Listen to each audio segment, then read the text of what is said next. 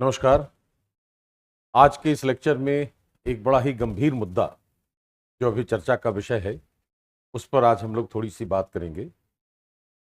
मुद्दा यह है कि भारत में जो संसाधन है, रिसोर्स, उस पर किसका स्वामित्व है, समुदाय का या निजी व्यक्ति का? क्या निजी अधिकारों को छीना जा सकता है? क्या समुदाय के स्वामित्व के आधार पर हम संसाधनों या संपत्ति पर जिसका भी निजी अधिकार है उससे उसको वंचित कर सकते हैं? या अगर ऐसा कर सकते हैं तो इसके परिणाम क्या होंगे? आज का जो समय है जहां पर हम निजी निवेश को प्रोत्साहित कर रहे हैं, जहां पर हम निजी कंपनियों को बुला रहे हैं अपने यहां ताकि आर्थिक विकास की गति बढ़े, ऐसी स्थिति में अगर यह प्रावधान कर दिया जाए कि निजी संपत्ति आपकी नहीं है और वह चूंकि समुदाय का स्वामित्व है उस पर, इसलिए राज्य उसका अधिग्रहण कर सकता है, तो शायद निजी कंपनियां या निजी निवेश की जो मात्रा हम अपेक्षा रखते हैं उतनी मात्रा हमें प्राप्त नहीं हो पाएगी और वह हमारे आर्थिक विकास में शायद एक व्यवधान भी बन सकती है। इस विषय पर 9 न्यायाधीशों की एक पीठ उच्चतम न्यायालय में इस पर विचार कर रही है कि संविधान का अनुच्छेद 39 ख या 39 बी और सी में जो भी बात लिखी गई है कि संसाधनों पर समुदाय का स्वामित्व होगा, वह वाकई समुदाय का स्वामित्व है या निजी अधिकार भी भारत में मौजूद हैं जिसके आधार पर हम संसाधन अपने कब्जे में, अपने पोजीशन में रख सकते हैं। यही मुद्दा है आज की इस वीडियो में चर्चा का। उच्चतम न्यायालय इस पर क्या फैसला देता है यह तो बाद में देखेंगे। जहां तक इस पर विचार करने का प्रश्न है तो हमारे सामने कई बातें हैं जिन पर गौर किया जाना चाहिए। उसके बाद देखा जाएगा कि उच्चतम न्यायालय अपनी राय क्या रखता है इस पर और उसके हिसाब से फिर हमारे सामने जो विकल्प होंगे उन पर फिर एक बार बात की जा सकती है। थोड़ा सा अगर हम पहले चले कि भारत का जो मूल संविधान था उसकी प्रकृति क्या है। भारत का संविधान दो परस्पर विरोधी विचारधाराओं को साथ लेकर चलता है। क्यों? एक तरफ भारत लोकतंत्र है और लोकतंत्र में व्यक्ति की स्वतंत्रता सबसे महत्वपूर्ण होती है। इसलिए कहा जाएगा कि जो लोकतांत्रिक प्रकृति भारत की है वह उदारवादी विचारधारा पर आधारित है। लेकिन हमारे यहां जो समस्याएं रही हैं, जो विभेद होता रहा है वर्षों से, दशकों से, शताब्दियों से, उस विभेद को दूर करना भी राज्य का दायित्व है और था, पहले भी था, आज भी है। ऐसी स्थिति में यह सुनिश्चित करना था कि हम जिस वर्ग, जो वंचित वर्ग है, उस वर्ग तक हम संसाधन उपलब्ध करा पा रहे हैं अथवा नहीं, या क्या वह वंचित वर्ग अपनी पहुंच संसाधनों तक कर पा रहा है। इसका मतलब यह है कि राज्य का यह दायित्व था कि वह संसाधनों तक उनकी पहुंच बढ़ाए और इसके लिए राज्य को ही वितरण करने की भी जरूरत थी। अगर वितरण करता वह या करता है तो स्वाभाविक रूप से संसाधन उसके पास होने चाहिए। तो हमने समाजवाद के सिद्धांत को, हमने समाजवादी विचारधारा को भी संविधान में शामिल किया था। इसका अर्थ यह है कि भारत के संविधान में उदारवाद और समाजवाद दोनों ही विचारधाराओं का बड़ा ही अनूठा सम्मिश्रण है। इसलिए न तो उद्देशिका में हमने उदारवादी शब्द लिखा था और न ही समाजवादी, लेकिन दोनों के गुण हमारे पास मौजूद थे। अब उसको अगर हम संवैधानिक प्रावधानों से सिद्ध करना चाहें या पुष्टि करना चाहें उसकी, तो उसमें क्या होगा कि उदारवादी अगर है, लोकतंत्र है, तो लोकतंत्र में व्यक्ति के अधिकार, व्यक्ति की स्वतंत्रता बहुत महत्वपूर्ण। तो हमने संविधान के भाग 3 में मूल अधिकार रखकर उदारवादी सिद्धांतों को सुदृढ़ बनाया। उसी प्रकार अनुच्छेद 39 बी और सी में हमने समाजवादी सिद्धांतों को, समाजवादी विचारधारा को रखा है। कैसे? प्रिसाइजली, सटीक रूप से कहें तो अनुच्छेद 31 जो मूल संविधान में था उसमें व्यक्ति को संपत्ति का मूल अधिकार दिया गया था। हालांकि ठीक है कि उस पर निर्बंधन युक्त लगाए जा सकते थे, लेकिन संपत्ति का मूल अधिकार किसी व्यक्ति को तब मिलता है जब अर्थव्यवस्था उदारीकृत हो, या हम यह कहें कि व्यक्ति को निजी स्वामित्व रखने का अधिकार होगा। दूसरी तरफ हमने समाजवाद में यह बात कही अनुच्छेद 39 बी में कि भौतिक संसाधनों पर समुदाय का स्वामित्व होगा, और 39 सी में यह कहा कि उत्पादन के साधनों के संकेंद्रण पर राज्य रोक लगाएगा। ये दो प्रावधान मूल संविधान के समाजवादी सिद्धांतों पर आधारित हैं, और अनुच्छेद 31 जो था वह उदारवादी सिद्धांतों पर आधारित था। इस आधार पर हम यह कह सकते हैं कि मूल संविधान में उदारवाद और समाजवाद दोनों का मिश्रण था और बहुत अच्छा संतुलन बनाया गया था। इसलिए दोनों में से किसी भी शब्द का स्पष्ट उल्लेख न तो उद्देशिका में और न ही संविधान के किसी अन्य प्रावधान में किया गया था। अब स्थिति क्या हुई कि 42वां संशोधन जब हुआ 1976 में, तो हमने समाजवादी शब्द लिख दिया उद्देशिका में। जैसे शब्द लिखा तो यह कहा जाएगा कि अगर उदारवाद एक तरफ उदारवाद है, एक तरफ समाजवाद है, दोनों बहुत संतुलित थे। लेकिन जैसे हमने समाजवाद शब्द का स्पष्ट उल्लेख कर दिया तो स्वाभाविक रूप से संविधान का झुकाव समाजवाद की तरफ हो गया। और संसाधनों पर जब समुदाय का स्वामित्व है तो स्वाभाविक रूप से राज्य की शक्तियां बढ़ गईं, और उसके आधार पर राज्य संपत्ति का अधिग्रहण कर सकता था। दूसरी बात यहां पर है कि जब कोई संविधान स्पष्ट रूप से समाजवाद का उल्लेख करता है तो वहां संपत्ति पर निजी स्वामित्व नहीं दिया जा सकता तकनीकी रूप से, क्योंकि संसाधनों पर राज्य का या समुदाय का नियंत्रण होता है। ऐसी स्थिति में 42वें संशोधन से जोड़े गए समाजवादी शब्द और अनुच्छेद 31 में संपत्ति के मूल अधिकार के बीच एक विरोधाभास उत्पन्न हो गया, एक टकराव जैसी स्थिति उत्पन्न हो गई। तो जो दो विचारधाराएं संतुलित थीं उनमें एक टकराव जैसी स्थिति उत्पन्न हो गई। इस विरोधाभास को दूर करते हुए सरकार ने 44वें संशोधन 1978 से अनुच्छेद 31 को निरस्त कर दिया, संपत्ति का मूल अधिकार समाप्त कर दिया गया, और उसी संशोधन से हमने भाग 12 में अनुच्छेद 300 क या 300 ए में संपत्ति के अधिकार को रखकर उसकी प्रकृति मूल अधिकार से हटाकर कानूनी अधिकार की कर दी, लीगल राइट बना दिया उसको, कि अब कानून तय करेगा कि आप कितनी संपत्ति रख सकते हैं।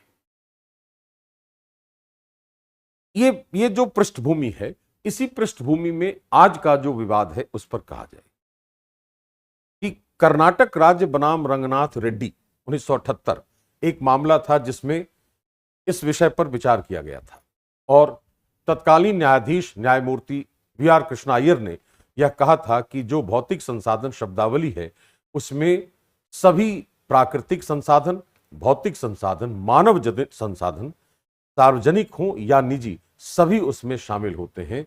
अर्थात सार्वजनिक और निजी संसाधनों पर, मानव जनित संसाधनों पर, प्राकृतिक संसाधनों पर राज्य का या समुदाय का स्वामित्व होगा। यह बात उस समय कही गई। परिस्थितियां बदलने लगी। हम आ गए आर्थिक उदारीकरण के दौर में 1990 के बाद। आर्थिक उदारीकरण जब हुआ तो ऐसा लगा कि भारत का समाजवाद किसी संकट में है, क्योंकि बाजार में जब निजी कंपनियां आएंगी तो उनका उद्देश्य है मुनाफा कमाना, धन का संकेंद्रण होगा, शोषणकारी प्रवृत्तियां विकसित होंगी, देश पूंजीवाद की तरफ आगे बढ़ जाएगा। ऐसी स्थिति में जो हमारा समाजवादी विचार है उस पर निश्चित रूप से आघात होगा, ऐसी एक आशंका दिखाई पड़ी। इस आशंका को दूर करने के लिए हमने क्या उपाय किए कि हमने उदारीकरण किया अवश्य, लेकिन उस उदारीकरण को हमने नियंत्रित भी किया, और हमने राज्य के नियंत्रण में निजी क्षेत्र को प्रोत्साहित किया। जैसे कि चाहे कोई भी क्षेत्र हम देख लें जहां पर हमने निजीकरण को प्रोत्साहित किया है, उसमें हमने राज्य के नियंत्रण को बनाए रखा है। वो चाहे दूरसंचार का क्षेत्र हो, चाहे निजी बैंकिंग की बात हो, चाहे पूंजी बाजार की बात हो, या फिर पेंशन क्षेत्र की बात हो, या फिर बीमा क्षेत्र की बात हो, हर जगह सरकार का एक विनियामक प्राधिकरण कार्य करता है। तो हमने उदारीकरण में निजीकरण को प्रोत्साहित करते हुए हमने अपने समाजवादी विचारों को सुरक्षित रखने का भरपूर प्रयास किया है और यह कहा जा सकता है कि भारत का समाजवाद सुरक्षित है और सरकार की नीतियां उसी को प्रोटेक्ट करने में, उसी को संरक्षित करने के लिए कार्य करती है। उदारीकरण जब हुआ तो स्वाभाविक रूप से लोकतंत्र का महत्व बढ़ गया, अधिकारों का महत्व बढ़ गया, निजी अधिकारों का महत्व बढ़ गया है। ऐसी स्थिति में एक विचार यहां आने लगा कि जब हम निजी संपत्ति को भी समुदाय के स्वामित्व में रख देंगे तो निजी कंपनियां किस आधार पर निवेश करेंगी, कैसे निवेश करेंगी।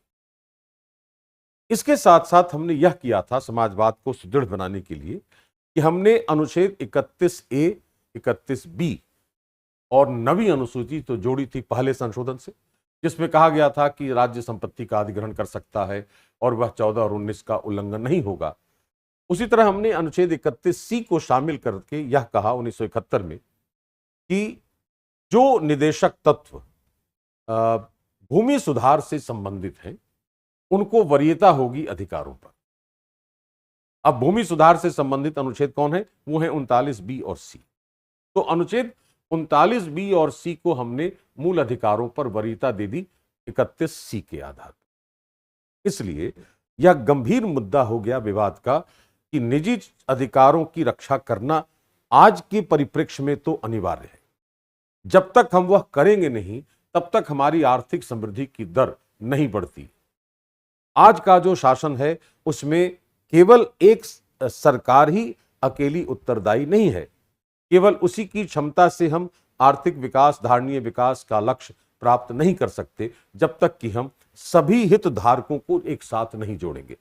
सभी हितधारक मतलब एक तरफ राज्य, दूसरी तरफ बाजार मतलब निजी क्षेत्र और तीसरी तरफ समाज। तीनों का मिला जुला सहयोग, तीनों के बीच का समन्वय हमारे विकास को, हमारे जन कल्याण को प्रोत्साहित कर सकता है। किसी एक का स्वामित्व रखेंगे अगर तो वह निश्चित रूप से व्यवधान उत्पन्न करेगा। आज उसकी एक नई व्याख्या करने की आवश्यकता उत्पन्न हो गई है। ऐसी स्थिति में अब उस पर विचार किया जाए कि भौतिक संसाधनों पर समुदाय का स्वामित्व और उत्पादन के साधन के संकेंद्रण पर रोक है। तो उत्पादन के साधन कौन है? एक है भूमि, दूसरा पूंजी, तीसरा श्रम, चौथा उद्यमिता। तो उद्यमिता तो व्यक्ति के अंदर की है, उसका कौशल है। श्रम वह है जो हम समय व्यतीत करते हैं किसी कार्य के लिए जिसके लिए हमें मजदूरी, वेज प्राप्त होती है। दो उत्पादन के साधन ऐसे हैं जिनका संकेंद्रण होने की आशंका है। एक है भूमि और दूसरी है पूंजी। अब ऐसी स्थिति में यह कहना उचित होगा कि जो अनुच्छेद 39B में जिस प्रकार के संसाधन की बात कही गई है उसका प्रमाण यह है कि उसमें भूमि और पूंजी मुख्य रूप से शामिल हैं, न कि निजी संसाधन और न कि निजी संपत्ति। निजी संपत्ति के लिए हमने अनुच्छेद 300 में एक सीमा बना रखी है, वह चूंकि वह कानूनी अधिकार है तो कानून तय करता है कि हमारे पास निजी संपत्ति कितनी होगी, लेकिन जितनी भी निजी संपत्ति कानून तय करेगा उस पर हमारा अधिकार होना चाहिए और उस अधिकार को किसी भी कीमत पर राज्य छीन नहीं सकता। ऐसा प्रावधान अवश्य होना चाहिए ताकि हम लोकतांत्रिक मूल्यों की रक्षा कर सकें। अन्यथा समाजवाद का तो लक्ष्य प्राप्त हो जाएगा लेकिन लोकतांत्रिक मूल्यों की रक्षा का लक्ष्य प्राप्त शायद नहीं हो पाएगा। बात यहां पर क्या है कि हमारा लक्ष्य है क्या? तो हमारा लक्ष्य लोकतंत्र की रक्षा करना है जिसका जरिया है समाजवाद, कि जब हम आवश्यकता के अनुसार वंचित वर्गों तक संसाधन उपलब्ध करा देंगे तो हम उसके लोकतांत्रिक अधिकारों की रक्षा कर सकते हैं। लेकिन इसका अर्थ यह नहीं है कि जिसके पास निजी संपत्ति है अगर वह कानूनी दायरे में रहकर निजी संपत्ति अर्जित कर रहा है तो उस अधिकार को छीना नहीं जाना चाहिए किसी भी कीमत पर, क्योंकि उसके लिए फिर लोकतांत्रिक मूल्यों की संरक्षण की बात नहीं होगी और उसके अधिकारों का उल्लंघन हो जाएगा। ऐसी स्थिति में 39B और C की एक नए दृष्टिकोण से व्याख्या की आवश्यकता उत्पन्न हो गई है और ऐसा लग रहा है कि यह व्याख्या केवल शाब्दिक नहीं होकर उदारवादी भी होनी चाहिए। और यह देखा जाना चाहिए कि 1949-50 में या 1970-80 तक जो हमारे संसाधनों की स्थिति थी, जो हमारे समाज विकास की स्थिति थी, आज वह स्थिति में परिवर्तन हो गया है उसमें, और नए विकास के नए मानक सृजित हो गए हैं। तो आज के परिप्रेक्ष्य में उसकी व्याख्या में कुछ उदारवादी अवयव अवश्य होने चाहिए, और हमें यह सुनिश्चित करना होगा कि उदारवाद और समाजवाद का संतुलन बना रहे। न तो हम किसी के लोकतांत्रिक अधिकारों की रक्षा के नाम पर हम वंचित वर्गों के साथ अन्याय कर सकते हैं, और न ही संसाधनों पर राज्य के स्वामित्व के नाम पर या समुदाय के स्वामित्व के नाम पर किसी भी व्यक्ति के लोकतांत्रिक अधिकारों का उल्लंघन कर सकते हैं। ऐसी स्थिति में अनुच्छेद 39 बी और सी की एक उदारवादी व्याख्या करके न्यायालय इस पर अपना फैसला रखेगा। वो फैसला जो होगा वह स्वाभाविक रूप से सर्वमान्य होगा, इसमें कोई संदेह नहीं है। लेकिन हमारे सामने जो स्थिति विद्यमान है, अगर संवैधानिक प्रावधानों पर गौर करें तो हमें ऐसा प्रतीत होता है कि ऐसा होना चाहिए। नाउ लेट अस सी, अब हमें देखना यह है कि न्यायालय इस पर अपनी क्या राय रखता है। धन्यवाद।